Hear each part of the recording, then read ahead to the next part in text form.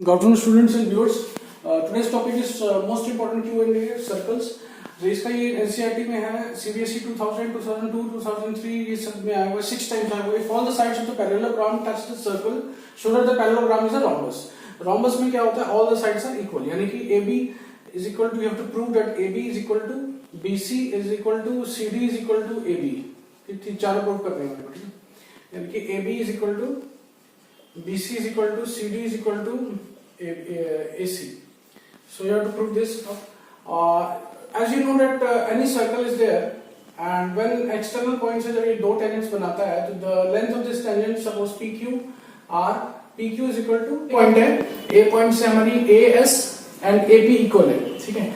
So AP is equal to AS, as A is the external point of the circle. Same point से tangent बन रही है दो, तो सेम लेंथ होगी.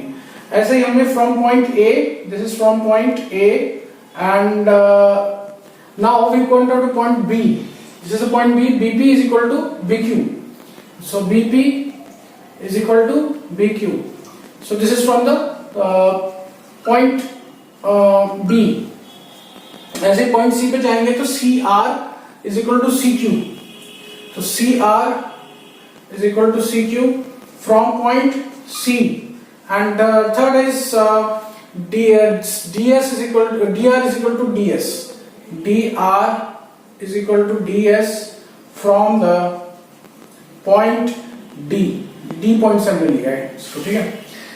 So now we have to what have to do. This is the first equation, second equation, third equation, and fourth equation. So adding these all equations, we starting adding these 1 and 2 and 3 and 4.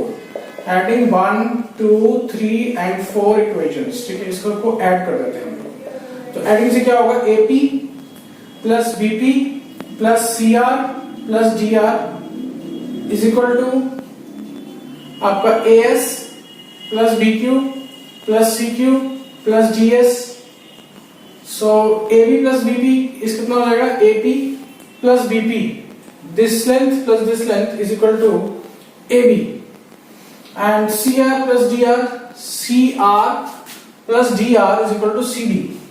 So AB, ये AB हो जाएगा plus CD, this is CD is equal to what is AS plus BQ. AS plus आपका DS, AS plus DS is equal to AD. AS plus DS, AS plus DS, इन दोनों को ले लेते हैं हम इसमें से, और प्लस BQ plus CQ ले लेते हैं. BQ plus CQ. So this is BQ, this is CQ. So BQ plus CQ is BC, and AS plus DS is AD. So this is equal to AD plus BQ plus CQ, BC. So AB plus CD is equal to this plus this is equal to this plus this, ठीक है?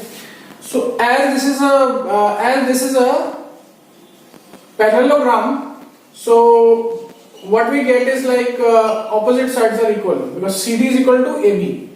AB is equal to CD, and BC is equal to AD. BC is equal to AD. BC is equal to AD. So अगर हम इस equation में डालें तो 2AB,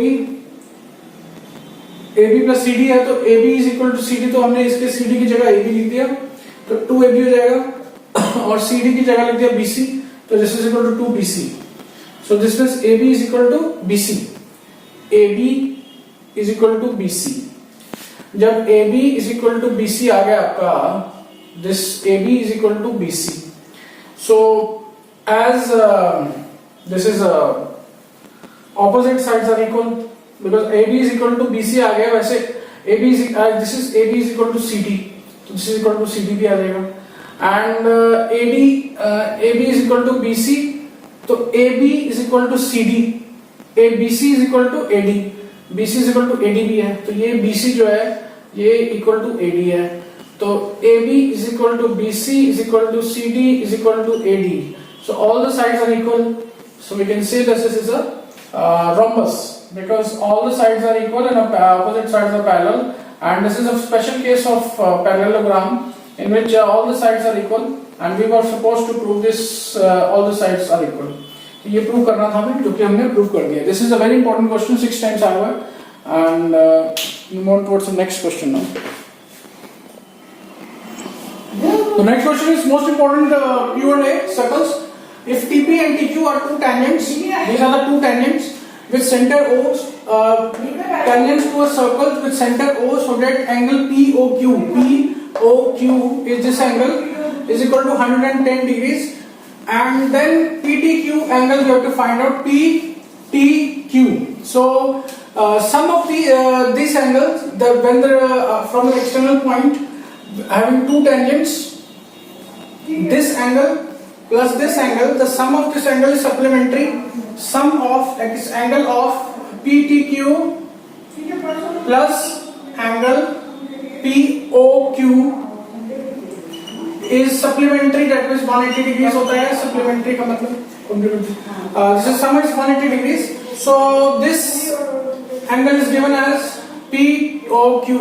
POQ आपको दे रखा है 110. So PTQ is equal to 180 minus 110 degrees, that is equal to 70 degrees. इसका आंसर हो जाएगा.